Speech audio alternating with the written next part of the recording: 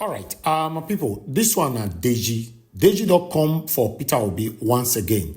As I know, say a couple of days ago, Deji attacked Peter Obi for no reason. Yes, how Deji takes switch from being a good person to a bad person. Although I'm not too sure if Deji have ever been a good person. But he don't come out again now, come attack Peter Obi, saying that he's waiting for Peter Obi to bring it on, saying they wait for him. You know, remember, it called Peter Obi series of names in the past. But now, Peter Obi sworn to court. But I don't know what did happen with the court matter, the case and all that. But it can't be like saying that Deji can't remind Peter Obi and say, don't forget, say, we get court case. Wait till it happen. I would like us to listen to what Deji have to say on this particular video. Clearly, I've said I've had my last word about this Obi issue. I just feel that they do not value tolerance, political tolerance, and the views of others, and they engage in political extremism. So that's just it's nothing personal. It's just that I cannot sit back and watch fellow citizens insulted, bullied, harassed, by this online mob of, irredeemable political extremists. So I have nothing personal, just ideological. Let Peter come first and make this assertion. He said he's going to sue me. Let him come. If he makes the assertion, he who has asserts must prove. Then I will now have his time. I don't want to be joining issues with irrelevant people. As far as I'm concerned, you see, I've never insulted or attacked any obedient before, because as far as I'm concerned, they are very irrelevant people. But it is Peter. He is a person who has put himself up for election. So if he feels that he's equal to the task, please, he should sue me. He should take the challenge. I've challenged him. Let him come and sue me. How about NAIJA? Believe me, I don't respond to people that work for politicians. Let Peter come. Let's meet in court, me and Peter. But some are also accusing you of working for the government. Don't worry. Let Peter sue me. If Peter sue me, we will know who is working for who. Maybe Peter worked for Att-ack at one point, but today he's a saint. Let's meet in court. Too much talking is not good. It's spoil soup. You say you're going to sue me. 3 weeks later, you haven't sued me. Abba, you to help me join and beg him now. Let him take. Look, I'm in the court. I'm ready. Let him also sue me now. Theater art lawyer Deji Adeyonju, theater and media art performing lawyer barrister Deji. Brad Deji, stay one place so that God can use you for there. Barrister Deji, if you want to sign into APC as your new party, be man enough to do it with your full chest. You have the right to do so. Because if your mentors, people like Reno Mokri, Daniel Bwala can do it, you too can do it. You have the capacity to do so. Waiting we no go allow is for you to use mischief to achieving your purpose. No use Peter Obi to do your audition, because what you are doing is auditioning. You are doing stage performance for an audience. For me, as Peter for Nigeria, I would not want to give you prominence or join issues with what you say for 2 reasons. Number 1, because your statements and your position can change per time depending on the circumstance. Number 2, because you, Barrister Deji, like myself, you have no political capital. You cannot sway one polling unit. So there is no need investing time and energy in non-essentials. And the problems when Nigeria get past all these ones where they talk, we have serious issues to face. But we live in a country where there is high level of ignorance and people can get confused. So anytime there is mischief, we need to call it out. So my message is more to Nigerians than a response to Deji Adeyonju. Nigerians, make we leave distractions, focus on important things. But let me tell you, I beg, listen to me, Nigerians. Not everybody who criticizes a bad government is interested in a better country. A lot of people no hate corruption. It is who is involved in that corruption and how it benefits them. Naim matter. The same thing where person call corruption, once it begin to favor them, it can change to grace or testimony. You see this thing called criticizing government. Some people will only be in business for as long as there is bad government. Once you fix government, you put them out of business. So when you see person wake up every day, they criticize government, 2 things can happen. You fit build platform.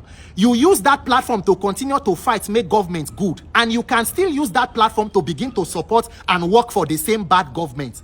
So you should be very wary of people who go wake up every day, claim say you they criticize government. You will not provide any solution. You always talk about problem. Barrister Deji go tell you how wicked cousin they work for INEC. Judiciary is bad. This is bad.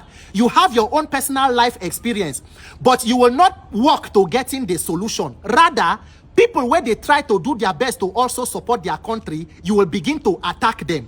You go wake up one day, you go talk about APC for 1 hour. You will spend 5 hours talking about Peter Obi, who is a private citizen, who left government since 2015. 2014 as governor, 2015 as Security and Exchange Commission chairman.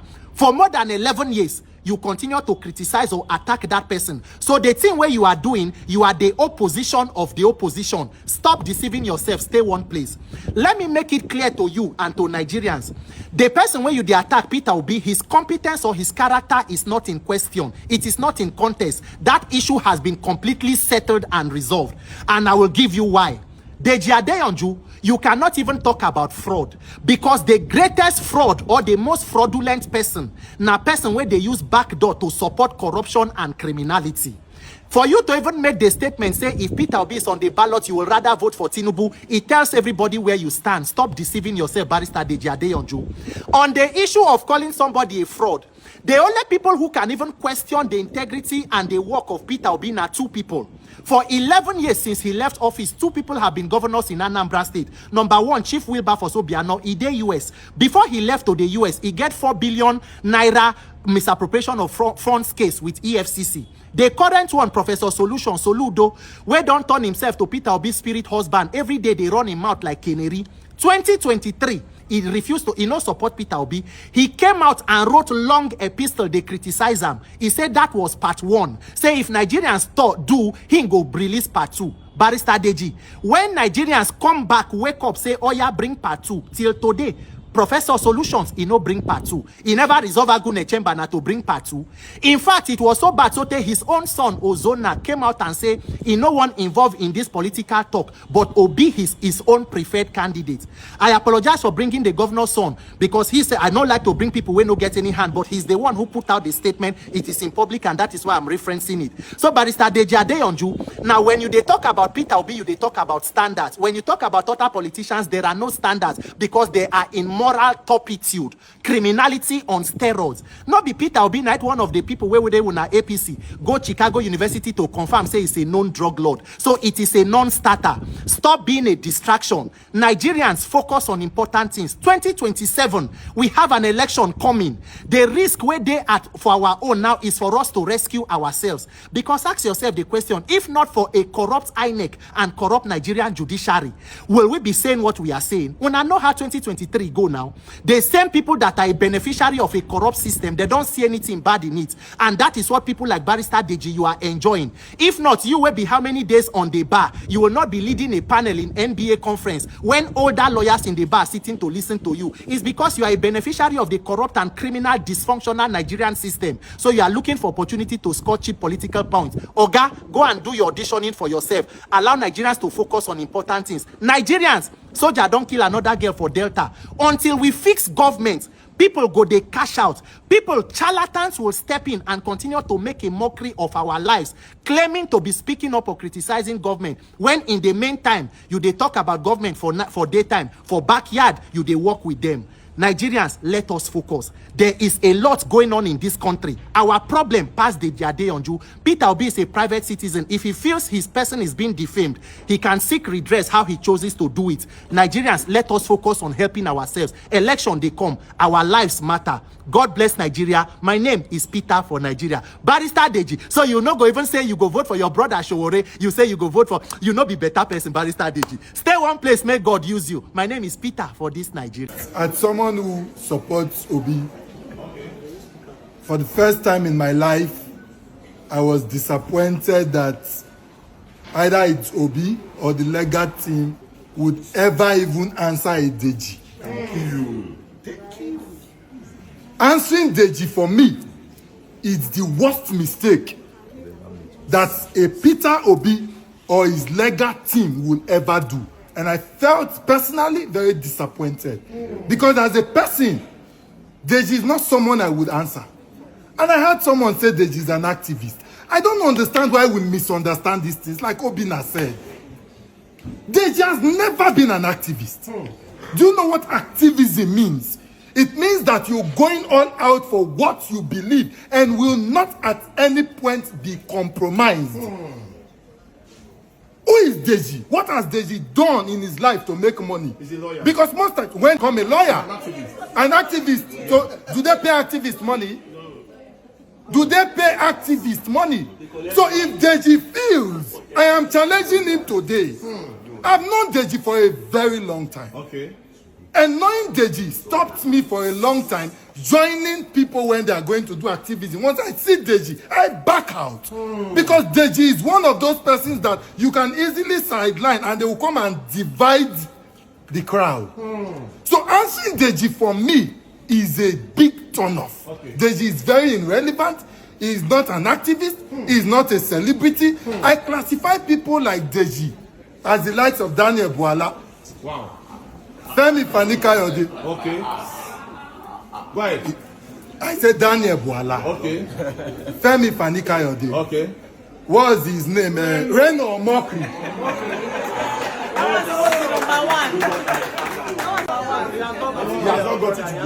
That oh, you think so? No, so you see, okay, oh, sorry, please, hold on. So you see the problem. The problem is that we still look at people when they sugarcoat some part of their lives. So we should wait till you get to that level first. So you see the problem where we feel like we should exercise patience with corrupt people until they finish stealing our money, right? So for me, whatever Deji is saying in Nigeria today, Deji should not be taken seriously. Okay. I even pity the likes of Very Dark Man, who even accepted in the first place to make Deji a lawyer. Oh, I said 5 pages long, lots of things said. But let's just start by saying this is not in court yet, so we can discuss this. What exactly is your grouse against Mr. Peter Obi and the obedience? Yes, so in the wake up to the 2023 general election, because I'm not political, I'm just expressing my thoughts about why the opposition should come together and unite against the criminal APC and roguish APC government that always rig elections. That if the opposition is divided, that there's no way they can win. I was just expressing my political thoughts and views.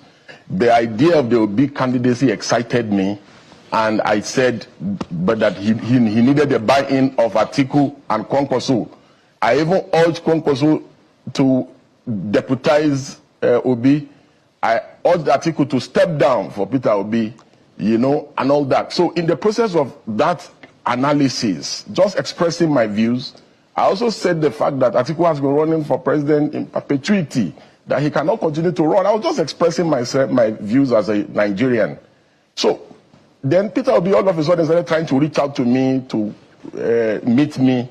But at that time I was out of the country. I think I was in Dubai or somewhere. So, but he was persistent in reaching out to me. And I was avoiding him. But I didn't want to see him because I didn't want it to look like, oh, because I've expressed my views, which seems to be like almost in his favor, he now wants to see me and corner me to be one of his supporters. I don't want to support any position because I'm not partisan.